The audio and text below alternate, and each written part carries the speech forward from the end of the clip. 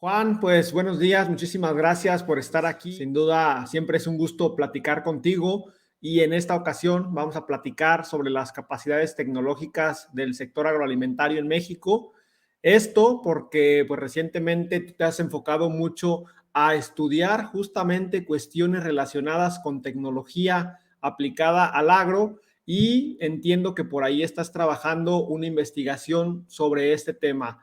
Por eso me gustaría comenzar preguntándote, ¿por qué tú consideras que es importante conocer las capacidades tecnológicas que actualmente tiene el sector agroalimentario en México para la adopción de nuevas tecnologías? Bueno, pues primero, buenos días, Olmo, igual, y pues primero empezaría agradeciéndote esta invitación para platicar sobre estas cuestiones muy interesantes. Mira, sobre la pregunta que me realizas sobre las capacidades tecnológicas, por qué es importante conocerlas, analizarlas o entenderlas, primero debemos tener claro que actualmente nos encontramos en una transición mundial. La sociedad está en una transición mundial porque estamos cambiando de lo que es pues, la agricultura más convencional o más tradicional a lo que se le ha denominado la agricultura 4.0, la agricultura 5.0, por ahí, que está orientada, como tú sabes, ya a toda la cuestión de la introducción de todas las tecnologías y herramientas digitales, la cuestión de la automatización, la robótica, todo ese tipo de cuestiones que tienen que ver con la inteligencia artificial, el uso masivo de datos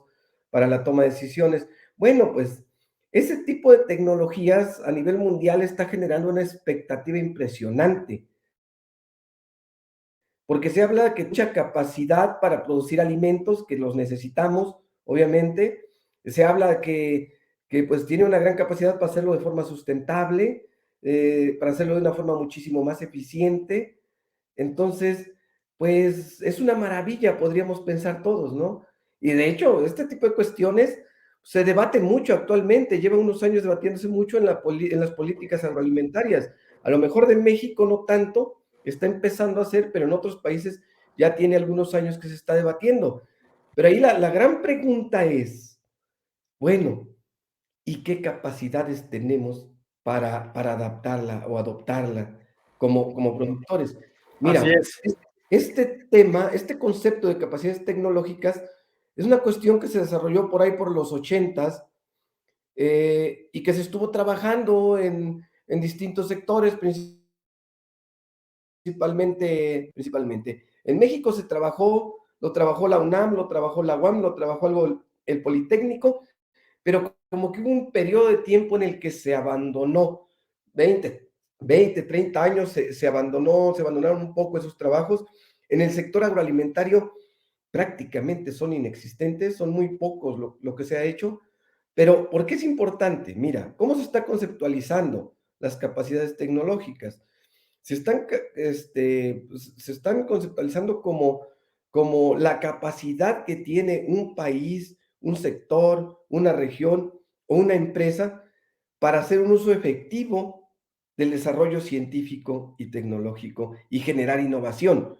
¿Por qué? En la actualidad tenemos demasiada tecnología, demasiado conocimiento, pero ¿qué capacidad tenemos para hacer un uso efectivo de él? Esa es la importancia que tiene cuestionarnos sobre las capacidades tecnológicas que tiene el sector agroalimentario. Ahí para contextualizarlo un poco, por eso es importante este tipo de cuestiones, Olmo. Oye, pues sin duda bastante interesante porque al final de cuentas, como bien comentas, una cuestión es poder desarrollar tecnología y otra es poder adaptarla a las necesidades que actualmente tenemos en campo. Y en este sentido, de manera general o incluso específicamente lo que nos quieras comentar, ¿qué beneficios puede generar la adopción de nuevas tecnologías en la producción agrícola? Entiendo que la mayoría de nosotros a un nivel muy general entendemos cuáles pueden ser esos beneficios, pero tú que te dedicas a investigar esto como académico, ¿qué nos puedes comentar? Mira, hay mucho debate sobre eso. De hecho, es lo que está ahorita como que en la academia debatiéndose mucho. Sin duda, por ahí hay quienes han ¿cómo se llama? Han creado una tipología incluso de beneficios y no beneficios, digamos, lo que podrían generarse por parte de este tipo de tecnologías, ¿no? Dentro del el más aceptado, más conocido son los económicos, ¿no? La eficiencia, la rentabilidad, la productividad, la competitividad, desde la cuestión económica, ¿no? O sea, es sin duda, obviamente, las tecnologías siempre a lo largo de la historia nos han permitido, digamos, expandir las fronteras de la producción y de la productividad y todo ese tipo de cuestiones, ¿no? Nos han permitido aumentar los rendimientos a través del tiempo y entonces eso nos permite crecer económicamente hablando, ¿no? El Sí, beneficio económico es indudable, ¿no? El beneficio social se está debatiendo por ahí mucho porque estas tecnologías permiten a quienes luego no tienen acceso a las tecnologías, a otro tipo de tecnologías, con las tecnologías digitales, pues se tiene mucho más acceso a tener acceso a información, a conocimiento, a transferencias de tecnologías. Entonces, se plantea por ahí que de los beneficios sociales que se pueden tener es eso, ¿no? Acercarse un poco más digamos, al conocimiento como tal, ¿no? O a ok, los servicios, porque ya muchos servicios también se ofrecen de forma digital. Entonces, esa cuestión del sector rural, el sector agroalimentario, siempre hemos estado un poco más aislados o más marginados. Entonces, en esta cuestión social, pues permite que tengamos mayor acceso a este tipo de cosas, ¿no? Y en la cuestión ambiental, sin duda, por ahí hay una cuestión ambiental que nos está ayudando porque se reduce el uso de ciertos agrotóxicos que luego podrían afectarnos en la salud, ¿no? Con este tipo de tecnologías, pues se reduce su uso, pues se monitorean más otro tipo de cuestiones sobre los recursos, cómo se están agotando, cómo se están utilizando, permiten ser más eficientes y eso nos ayuda a reducir el deterioro ambiental o de los recursos ambientales. Entonces, sí, por ahí va ese tema. Y otro importante por ahí es el beneficio a la salud. Todo esto al final nos va a traer beneficios a la salud. Es lo que se está planteando, ¿no? ¿Por qué? Porque vamos a tener alimentos más sanos, que sean inocuos, que sean orgánicos, pues, que tengan otro tipo de características que se están demandando en la actualidad, como es altas cantidades de aminoácidos, de antioxidantes, de vitaminas, de minerales, de proteínas, etcétera. Este tipo de tecnologías también nos ayudan a mejorar genéticamente, a hacer biotecnología, todo ese tipo de cuestiones se están usando para el sector agroalimentario y están mejorando en los procesos. Ahora, también es debatible las otras cuestiones, porque luego se hace mucho énfasis, y más desde la política, ¿no? No, la tecnología digital, la agricultura 4.0, excelente, una maravilla, ¿no? sí. Pero dejamos de ver un poco las cuestiones negativas y por ahí hay muchos debates sobre cuestiones éticas, sobre cuestiones de confidencialidad, sobre cuestiones de uso de datos, sobre cuestiones de soberanía tecnológica, sobre todo, ¿no? Dices, Ok, bueno, ¿y qué onda? ¿Cómo estamos de tecnología? Pues resulta que prácticamente importamos todo. Entonces, ahí es cuando dices, wow, no, sí, sí, es muy bonito todo, pero si vemos solamente una parte, no estamos observando claramente el fenómeno, ¿no? Entonces, creo que es más complejo y tenemos que visualizarlo de esa manera. ok, pues este panorama que tú nos planteas sin duda nos da una primera noción sobre la complejidad que esto tiene y la realidad es que este concepto que acabas de mencionar de soberanía tecnológica yo no lo había escuchado y es, ahorita que lo mencionas, pues me resulta muy obvia su importancia porque hablamos de soberanía alimentaria, pero nunca hemos hablado de soberanía tecnológica y tocado este punto justamente de que todo lo importamos. Pero Juan, antes de entrar a que nos expliques cuáles son las capacidades tecnológicas en México como parte de las conclusiones de tu investigación, ¿nos puedes platicar un poco sobre la metodología que se utilizó justamente en esta investigación y en específico cuáles fueron las variables que se analizaron?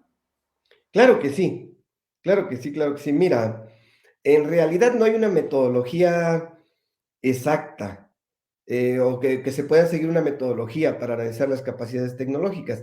Lo que se hace en este tipo de cuestiones es rastrear, digamos, los referentes teóricos y empíricos que se tienen documentados o sistematizados en la literatura científica y a partir de ahí empezar a construir algo, ¿no? Entonces nosotros empezamos precisamente a rastrear, a ver, ¿qué es lo que está determinando la cuestión de la adopción tecnológica, ¿no? Y entonces por ahí veíamos que la FAO tiene algunos trabajos, que ha realizado algunos trabajos y que ha encontrado algunas determinantes de la adopción tecnológica, de este tipo de tecnología, de la agricultura 4.0 y 5.0, ¿no? Y entonces, este tipo de cuestiones está relacionada principalmente, fíjate, con varias cuestiones, ¿no? Por ejemplo, con el uso el uso, el acceso a tecnologías informáticas y de la comunicación, como son el uso de internet, de computadora, de teléfonos inteligentes o dispositivos de ese tipo, ¿no? Ok, Porque todas estas nuevas tecnologías requieren la conectividad y requieren el uso masivo de datos e información, ¿no? Entonces, ese es un primer punto que tenemos que estar viendo por ahí que es importante para este tipo de cuestiones, ¿no? sí, Otro asunto importante, y creo que este es más importante todavía, es la cuestión de la instrucción, la cuestión de la alfabetización o el conocimiento sobre el uso y manejo de tecnologías digitales. Entonces, ¿qué tanto conocemos? ¿Qué tanto sabemos? ¿Qué tanto las utilizamos? ¿Qué tanto las manejamos? Recuerda que el sector agroalimentario se caracteriza porque pues tenemos los niveles más bajos de educación y de alfabetización. Entonces eso sí, hace más complicado todavía este tipo de cuestiones, ¿no? Eh, otro aspecto importante por ahí que se habla de ello es la cultura agroempresarial. Entonces, ¿qué tanto tenemos esa cultura de ser innovadores y de estar adoptando tecnologías digitales? Pues realmente no tenemos, ¿no? Otra cuestión importante por ahí es, por ejemplo, la disponibilidad de créditos o financiamiento para que yo pueda adoptar tecnología, porque se trata de tecnología que tiene un alto costo en general, ¿no? O sea, no es una tecnología que sea muy accesible para todos. Existe, hay segmentos de la tecnología que sí se pueden utilizar. Y por ahí estaba también toda esta cuestión de si existen políticas o programas que fomenten el uso de las tecnologías digitales o de lo que es la agricultura 4.0, 5.0 exactamente. Entonces, a partir de ahí nosotros empezamos a definir porque no podemos encontrar esas variables exactamente, porque no tenemos acceso a información, no tenemos información, no existe información de este tipo. Entonces, sí existen por ahí algunas encuestas que se han hecho, algunos censos que se han hecho en el sector, y entonces nos fuimos a ver el uso de tecnologías informáticas y comunicación, que sí las tenemos, un poco atrasadas, pero sí las tenemos. ok, El uso de Internet, el uso de computadora, el uso de dispositivos de navegación satelital, cuestiones de ese tipo, sí, lo encontramos. Con respecto a lo que hablaba yo de la alfabetización o instrucción relacionada con eso, pues adoptamos, por ejemplo, el nivel educativo que tenían quienes administran, por ejemplo, las los agronegocios como tal, ¿no? Que son quienes toman las decisiones de adoptar o no adoptar o de cómo va a operar su agronegocio como tal, ¿no? Disponibilidad de créditos se tiene esa información también, entonces sí se utilizó. En cuanto, por ejemplo, a programas, pues no existen como tal programas que apoyen específicamente la cuestión de la adopción de las tecnologías digitales. Pero hay otras cuestiones por ahí que eran importantes ver, porque mira, las capacidades tecnológicas están muy determinadas por tres cuestiones específicamente. ok, La competitividad que tienes como empresa, país o región, la capacidad de producir bienes y servicios y la internacionalización exitosa, es decir, la participación en los mercados. Entonces, planteando un poco las variables que te expliqué anteriormente que se relacionan con la adopción, y esto, cómo se expresa, digamos, las capacidades tecnológicas, nosotros nos pusimos a analizar ese tipo de cuestiones, ¿no? Para la competitividad, obviamente, el Instituto Mexicano de la Competitividad por ahí crea un índice de competitividad, tiene muchas variables, es muy complejo, pero genera un índice por entidad federativa. Utilizamos ese indicador como indicador de competitividad.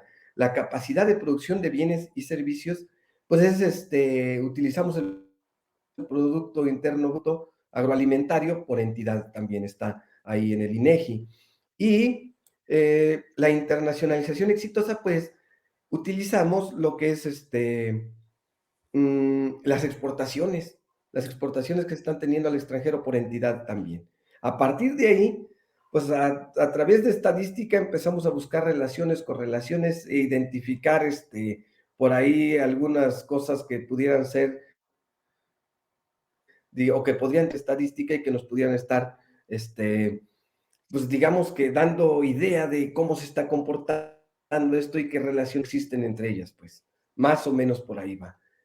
No sé si contesté. Bastante interesante, muchas variables que analizar, mucha información. Me imagino que fue un proceso que te llevó su tiempo.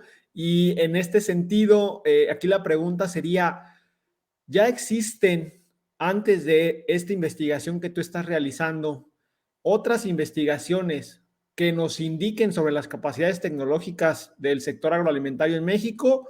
¿O apenas, digamos, se está empezando a tocar este tema, en este caso, por tu caso y tú y tu equipo? Ok, mira, existen por ahí algunos intentos, intentos muy, muy alejados. Lo que pasa es que generalmente se analizan desde otra perspectiva, no se aterrizan en, digamos, incluso esta no está aterrizada, es muy macro, o sea, nos quedamos a nivel estatal y deberíamos estar aterrizándolo un poco más hacia abajo. Entonces, no, prácticamente no existen, son germinales, todo esto que estamos haciendo es de lo más nuevo que se está haciendo. Luego se habla muchísimo de esto, pero en realidad, investigaciones de campo que tengan información detallada, no. Existe una investigación interesante por ahí, pero que habla a nivel general. Y entonces ahí nos vamos otra vez a lo mismo, nos vamos a analizar otras variables, porque ahí están hablando de, por ejemplo, capacidad de producción científica, capacidad de patentes, capacidad de producir artículos científicos y cosas de ese tipo, que nos alejan de lo que es el sector productivo como tal. O sea, sí es cierto, es una forma como se expresan las capacidades tecnológicas, pero si nos vamos orientando hacia un sector productivo, que es lo que nos interesa, el sector agroalimentario, se queda un poco alejado, se aleja un poco de las capacidades tecnológicas. Pero fíjate que los resultados que obtenemos se relacionan mucho con ese trabajo que está por ahí. No recuerdo exactamente, creo que es del 2016, 2018. Ok, pero fuera de eso no hay más. Fuera de eso no hay más. Ok, y en este sentido, pues ya mencionaste que se quedan a nivel estatal, que al final de cuentas, pues para hacer una investigación general creo que está bastante bien. ¿Cuáles son los estados, Juan, en México que tienen mayores y menores capacidades tecnológicas en el sector agroalimentario? Si nos puedes empezar un poco a desglosar estas conclusiones que, bueno, al final de cuentas, puedes mencionar las conclusiones muy rápidamente, pero como ya mencionamos, derivan de toda una investigación, de todo un análisis de datos. Claro, claro. Mira, es un autor por ahí que se apellida Pérez Hernández, que crean bueno, hacen un análisis de capacidades tecnológicas. Incluso el método es medianamente parecido a lo que nosotros hacemos, pero te digo, es más macro todavía. Utiliza Ok, variables más alejadas de lo que nosotros buscamos, que es llegar al sector como tal. Bueno, perfecto. mira, en cuanto a los resultados, pues sí es un trabajo complejo y que hay que meditarlo mucho, hay que estar ahí pensándolo y ir viendo cómo hacerlo. Mira, en cuanto a los resultados, primero me gustaría decir que todo esto tiene una cuestión histórica, o sea, trayectoria muy interesante desde el origen de México. desde la fundación de México, pues desde ahí empiezan a darse ciertas cuestiones y ciertos desarrollos que nos van diferenciando como regiones. Pero mira, un poquito te cuento cómo está el asunto. ¿Qué estados tienen mayores capacidades tecnológicas en el sector agroalimentario específicamente? Pues tenemos a Baja California, tenemos a Nuevo León, tenemos a Coahuila y tenemos a Chihuahua. Esos son los que tienen las capacidades tecnológicas más altas. Después tenemos un segundo grupo que tiene capacidades tecnológicas intermedias, como nosotros le llamamos, ¿no? Por ahí está Aguascalientes, Puebla, Querétaro, San Luis Potosí. Son estados más del centro norte del país. Está Guanajuato, Jalisco, Tamaulipas, Sonora. Y tenemos un grupo que es el grupo más grande, y ese está integrado principalmente por estados del centro y sur, que esos son los que prácticamente no tienen capacidades tecnológicas. Esos son los estados que se han ido quedando rezagados a través del tiempo. Y como te mencionaba yo anteriormente, esto tiene un origen histórico, siempre. Pues tú sabes, ¿no? Esta región del norte es una región del país donde se desarrolla agricultura empresarial desde sus Sí. orígenes, altamente tecnificada y muy vinculada con los mercados internacionales, ¿no? Entonces, las capacidades tecnológicas se van concentrando ahí.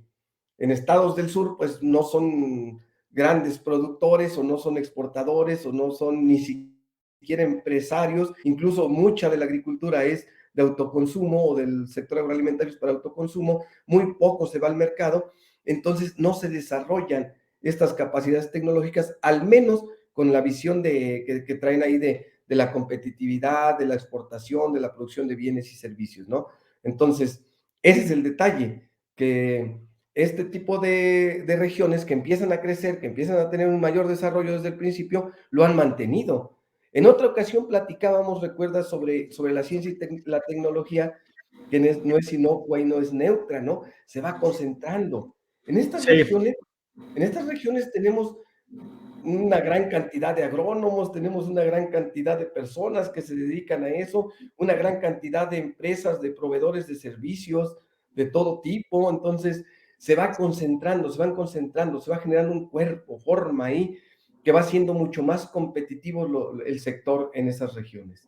Ahora, hay Al, otra cosa. al estar entonces, digamos, más concentrada en esas regiones la producción, pues ahí, por lo mismo, ahí mismo surgieron el tema de los sistemas producto, ¿no? De que estaba ahí digamos, el monocultivo y todo dedicado a eso, y por lo tanto eso hacía que ese cultivo o esa región, pues mejorara todavía cada vez más, ¿no? Así es. Mira, esto tiene que ver con otra cuestión, con la cuestión de los sistemas de innovación. Se van generando, se van generando.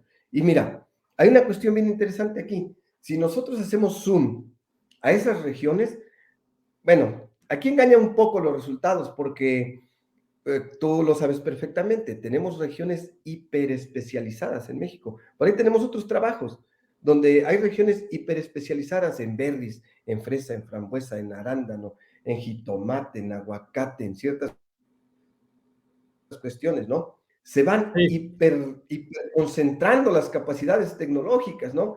O sea, uno va a la cuestión de las berries y tienes un mundo de berries, ¿no? Están los expertos en berries, está todo el mundo ahí de berries, ¿no? Y entonces se generan capacidades tecnológicas impresionantes que no puedes competir con ellas, ¿no? Pero se van concentrando mucho en ciertas regiones y otras regiones se quedan abandonadas con cultivos más tradicionales que no entran a los mercados o que no son demandados en los mercados, pues digámoslo así. Aquí hay el detalle es una cuestión que por ahí también estamos debatiendo. ¿Para quién estamos produciendo? Ese es Ok. esa es la gran pregunta. O sea, sí son muy exitosos y todo, y tienen muchas capacidades tecnológicas y adoptan las nuevas tecnologías y las están adoptando, ¿eh? Ellos las están adoptando, pero el resto no. El detalle es quién demanda eso y por qué se está demandando de esa forma. Oye, Juan, aparte de este análisis por estados que ustedes realizaron, donde ya nos mencionaste, pues que los estados del norte, por una cuestión a lo mejor incluso sociocultural e histórica, están más desarrollados en cuanto a tecnología que los estados del sur.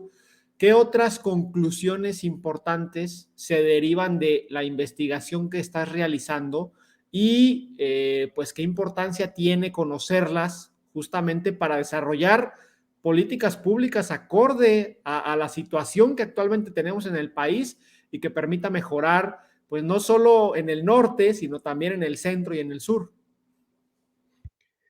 Pues mira, es un poco repetitivo lo que planteamos, porque ya lo estaba yo planteando un poquito ahorita, ¿no? Lo más importante de aquí es que este tipo de cuestiones se están hiperconcentrando en ciertas regiones. Entonces, si queremos pensar en un desarrollo más equilibrado, más justo, más equitativo para un país o para el mundo en general, debemos de buscar la forma cómo equilibrar ese tipo de cuestiones, ¿no? Porque, mira, como te lo decía, ¿no? Se trata de regiones hiperespecializadas de cultivos de alto valor, Sí, orientadas a satisfacer la demanda internacional, no la demanda local. Entonces, en algunos casos, incluso nosotros sabemos perfectamente que se trata de capital extranjero, que ok, están aquí y que a lo mejor estamos agotando recursos naturales porque ese es un costo que las exportaciones nos lo transfieren a nosotros. Yo como país mejor compro productos en otro lado y conservo mis recursos naturales, ¿no? Para futuro, pensando en el futuro, ¿no? Esto sí, tiene, esto igual tiene un origen, como te lo mencionaba yo, histórico. Recuerda que México es un país de asimetrías, ¿no? Hay un libro bien interesante por ahí, se llama La construcción de los latifundios en México, que narra toda la historia de cómo se fueron construyendo todas las regiones de México, desde la llegada de los españoles hasta casi hasta nuestros días, ¿no? Y ahí marca perfectamente cómo se van definiendo, quién va a producir qué y cómo, casi como cuando hablamos de la economía mundial, ¿no? América Latina va a ser un país que va a producir materias primas, nosotros vamos a ser industrializados, entonces te vamos condenando a ciertas cuestiones, ok, ¿no? Gradualmente te vas quedando como con ciertas ideas y luego se vuelve una cuestión cultural, como tú lo dices, ¿no? Porque ya la tradición, la cultura y la historia me hace ser de cierta forma, ¿no? Y cambiar, eso es difícil porque lleva mucho tiempo, ¿no? Pero, bueno, volviendo un poquito a lo anterior, ¿no? Entonces, se trata de regiones con sistemas productivos que tienen un conocimiento profundo de ellos, ya como te decía, ¿no? Si vamos con los sí. aguacateros, conocen profundamente sus mercados, conocen las normas que tienen que cumplir, conocen los canales de comercialización, conocen los procedimientos de producción, conocen qué productos aplicar, qué no aplicar, cuándo podar, cómo cosechar, cómo controlar barrenadores, etcétera, etcétera. Conocen muy bien sus sistemas productivos, ¿no? Y además están muy vinculados a las instituciones de enseñanza e investigación. Incluso muchos desarrollan experimentos y cuestiones de ese tipo, ¿no?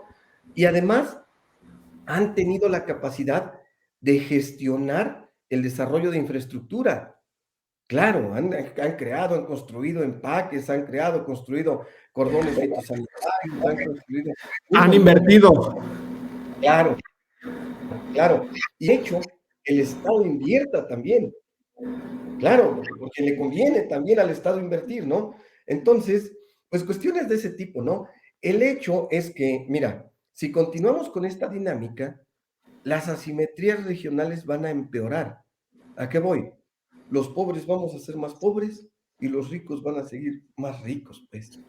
Ok, Y eso, tarde o temprano, genera conflictos sociales, pues, genera disgustos, genera inconformidad y violencia, inseguridad, estrés y un montón de cosas que en la actualidad como sociedad vivimos, ¿no? O sea, ahora se habla incluso, por ejemplo, de todo el estrés que nos genera pensar en el cambio climático.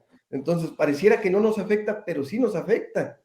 Pensar en conflictos bélicos nos afecta porque pone en riesgo la continuidad de nuestra vida, pues.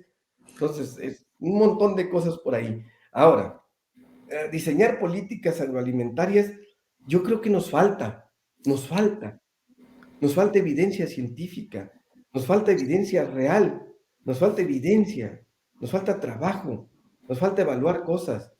Yo insisto, luego por ahí escucho muchas cuestiones de que hay que hacer esto, que hay que hacer aquello, pero sin evidencia. Creo Ok. que debemos de pensarle un poquito más, a lo mejor a veces es mejor dar un paso hacia atrás y recalibrar y decir, a ver, vamos a tratar de entender mejor esto, vamos a tratar de hacer una investigación que nos pueda dar un poco más solidez en lo que vamos a plantear y no empezar a plantear cosas sin bases, porque eso podría generar más problemas todavía, ¿no? Ahora, ¿qué sí es importante? Pero ya está empezando a pasar, ¿eh? Meter esto a las agendas, hacer lobby para empezarlo a meter a las agendas de ciencia y tecnología. No sé, igual en la cuestión de la Cámara de Diputados, Cámara de Senadores, empezar a hacer lobby para que este tipo de cuestión, que es el futuro, lo empecemos a vislumbrar. Porque como siempre, te decía yo, México importa prácticamente más del 90% de tecnología. La importa a un costo elevadísimo. La importa un costo elevadísimo. Y si no pensamos, y aparte tenemos varios, entonces, si no empezamos a pensar a futuro y en la idea de estar en la frontera del conocimiento, siempre vamos a vivir atrasados. Entonces, yo creo que es importante sí empezar a hacer presión para desarrollar políticas, pues, con bases sólidas. Pues un panorama interesante el que nos planteas, Juan. Sin duda, el tener ya información como la que tú estás trabajando y próxima a presentar, pues es de mucha relevancia porque eso que mencionas de que se toman decisiones sin estar basadas en datos, en información, creo que es un problema que siempre ha existido en México, pero en la actualidad estoy viendo que todavía se está dando inclusive a mayor escala, ¿no? Tomando Ujú. decisiones de impacto para todos los mexicanos, pero que no están basadas en investigaciones como esta.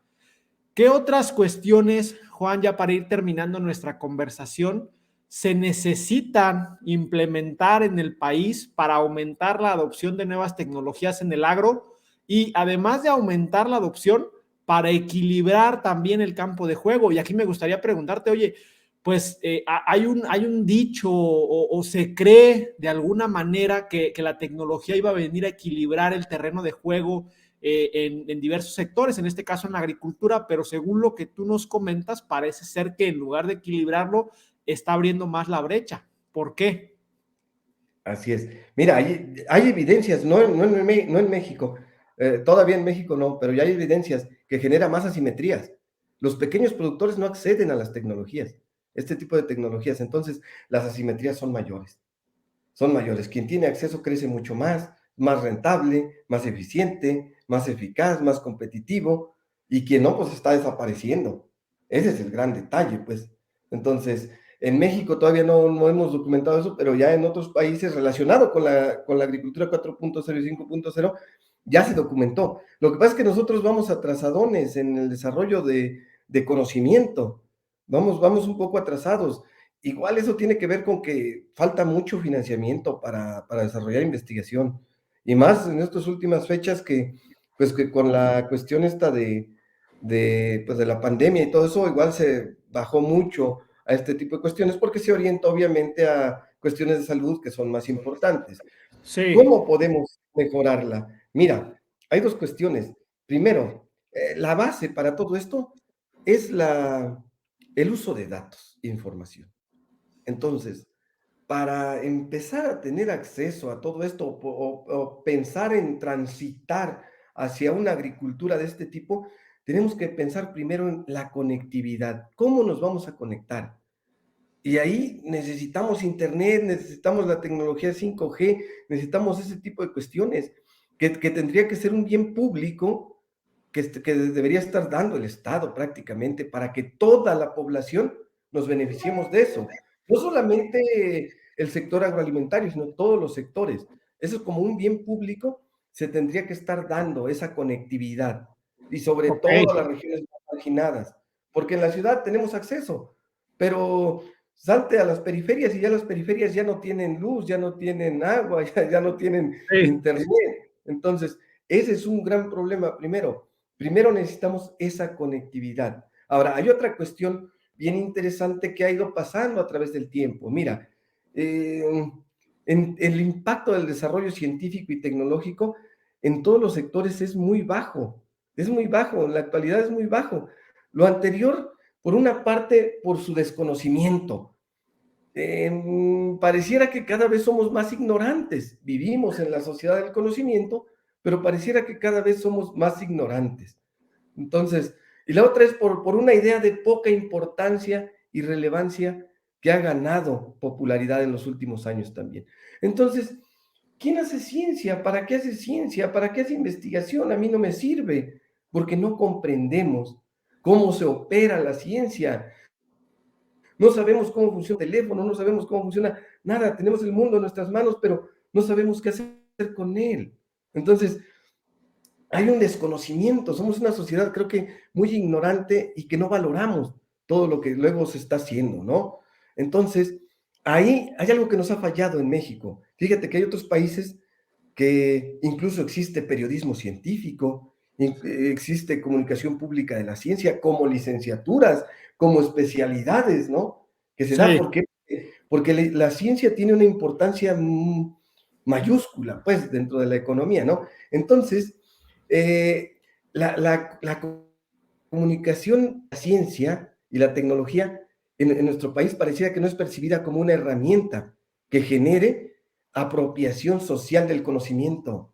Entonces, como te digo, pues sí, yo sé que hay universidades, sé que hay centros de investigación como sociedad, pero no sé qué hagan, ni para qué me beneficia a mí. Y si yo como sociedad pienso que lo que están haciendo no me sirve, no tiene ningún valor para mí. Entonces, se va desdeñando poco a poco, ¿no?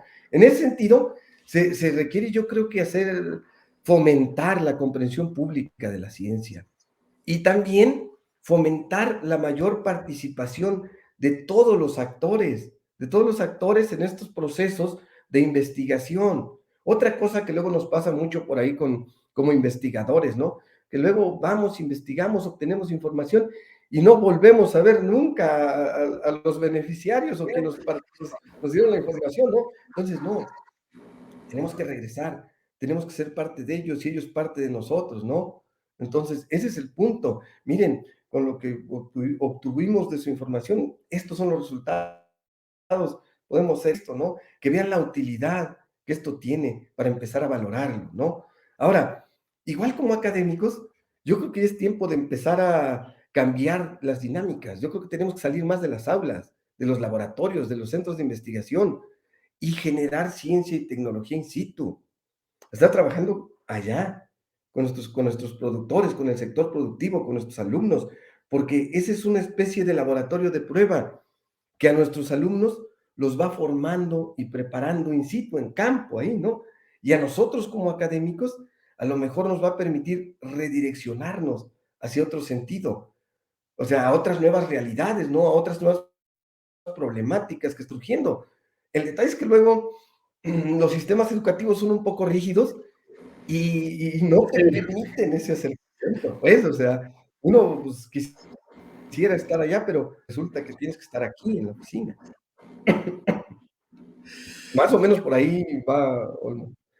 Interesantes tus comentarios, Juan. La verdad, siempre es un gusto platicar contigo y poder conocer un poco más sobre las investigaciones que tú y tu equipo están realizando. Al final de cuentas, se trata de información sobre lo que no hay mucho previo o hay incluso nada previo y que nos sirve para entender un poco más el panorama que actualmente estamos viviendo, en este caso enfocado al tema agrícola en nuestro país. Juan, ¿algún comentario final que tengas para la audiencia? Pues nada más que, pues, participemos más, igual, que seamos un poco más activos, dejemos la pasividad, empecemos a buscar soluciones todos, empecemos a mejorar todos, a abandonar esa idea de conformismo y yo creo que sí podemos aprender, podemos crecer y podemos desarrollar muchas cosas. México tiene una capacidad impresionante que no cualquier país tiene, ¿eh? Tenemos la capacidad de producir los 365 días del año prácticamente todos los productos que queramos. incluso en ciertas regiones 2 o 3 ciclos anuales. Entonces, somos una potencia mundial impresionante, pero, pues, como que con el paso del tiempo nos hemos ido quedando ahí aletargados, esperando que las cosas pasen por sí mismas, y eso no va a pasar. Tenemos que ser más activos en la búsqueda de nuevas soluciones y de alternativas, para que mejoremos como sociedad, sobre todo. Eso sería lo mejor, y bueno, y también buscar la sustentabilidad y mejorar las cuestiones de salud, porque igual lo que estamos produciendo luego, pues viene muy contaminado con agrotóxicos sobre todo. Ese es un detalle ahí que tenemos que mejorar y que es imprescindible también.